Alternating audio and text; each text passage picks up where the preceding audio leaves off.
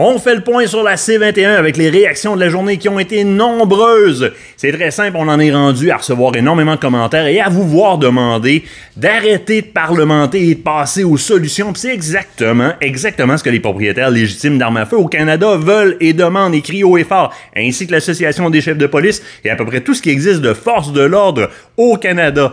La loi C-21, c'est très simple, dans l'état où est-ce qu'elle est présentement, c'est-à-dire complètement décentrée, doit être invalidée. Tous étaient d'accord à mettre en place des mesures pour protéger le citoyen en matière de sécurité publique et de sécurité nationale, en contrant ce qu'on connaissait comme problème comme étant le crime organisé, les armes illégales et la santé mentale. La loi C-21, avec le gouvernement actuel, en est rendu complètement à l'opposé de ça, et on vise les propriétaires légitimes d'armes à feu qui ne sont pas présents historiquement dans la criminalité. On n'est plus sur la bonne cible. Étant complètement décentré de son origine, eh bien, la loi C-21 doit être complètement radiée, abolie. On doit repartir sur des bonnes bases, c'est-à-dire investir dans les services frontaliers, les forces de l'ordre et la santé mentale. Ensuite de ça, on a des réactions des lobbies, évidemment.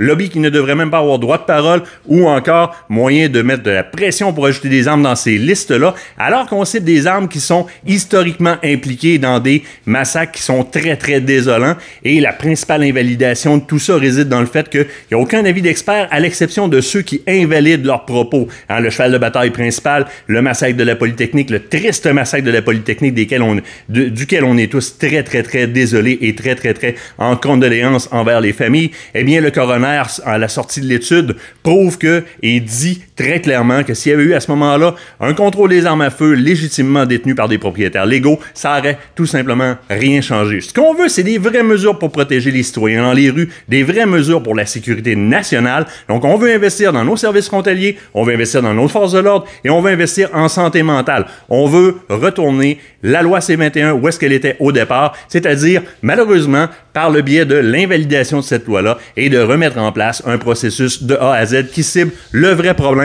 duquel on est rendu foutrement loin.